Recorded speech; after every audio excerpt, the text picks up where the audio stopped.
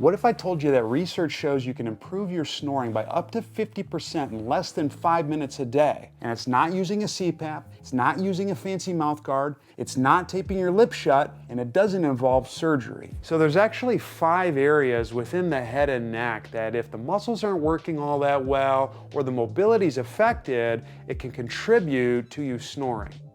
I'm going to show you a sequence of exercises that addresses each of these 5 areas, and it'll improve your snoring wicked fast.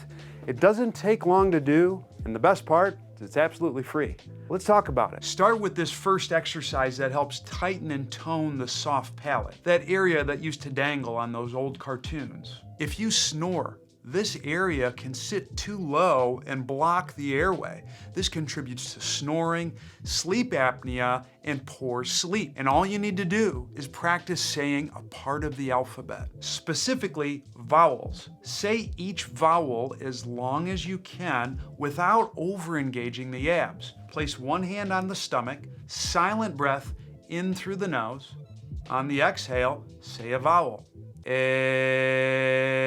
Make sure as you go through the vowels that you don't crunch and brace your abs or engage your neck. Go through each vowel sound twice a day. If you practice your vowels, it will raise the palate up, increasing the space in the airway. But doing that alone won't do you much good if your tongue has a tendency of falling into the back of the throat. Another factor that can contribute to snoring, poor sleep, and sleep apnea. While we sleep, we need to make sure the tongue stays on the roof of the mouth. If it sits low and falls in the back of the throat, it makes the airway smaller and we snore. Anything that creates suctioning up against the roof of the mouth can reduce snoring. For this, I like to practice tick-tock clucks. Start by placing your tongue up against the roof of the mouth. To create a good seal between the tongue and the top of the palate, you can swallow a couple times. Make a clucking noise like so.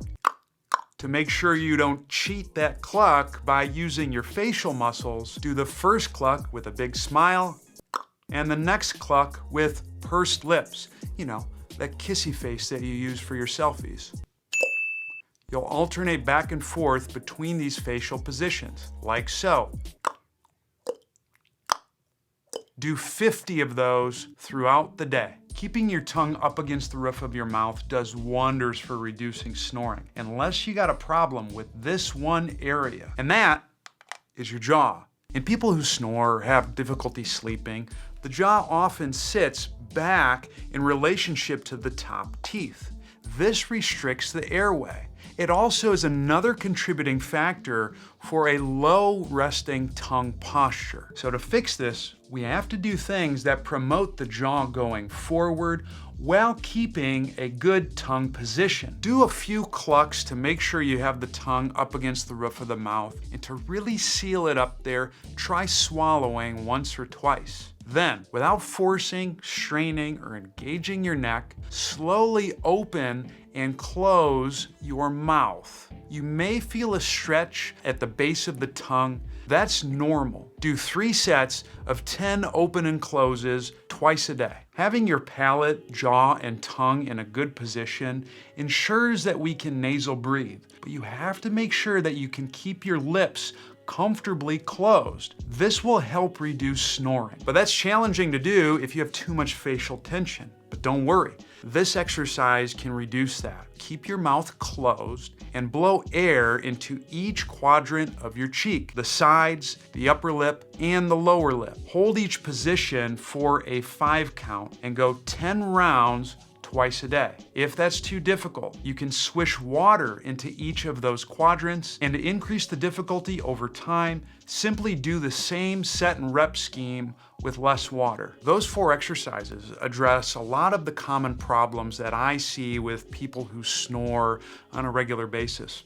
But there's one area that we haven't talked about that has a profound influence, not just on snoring, but our ability to sleep comfortably and restful throughout the night, and that's the shape and size of the upper airway. Unfortunately, a lot of people, based on a multitude of factors, have a tiny airway, and this can negatively affect your sleep and snoring. But I have found this exercise to be useful for improving the mobility and dynamics of this area and can have a massive effect on how much you snore. We're going to use a bit more force to expand the airway by affecting the vocal folds. As you're saying ooh, place your hand over your mouth like so. Ooh.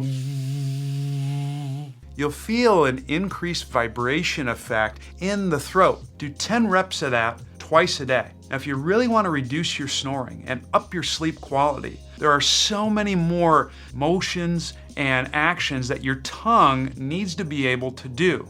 If you want to improve upon that, I would check out this video right here. It gives one of my best tongue exercise progressions that will improve your sleep and so much more.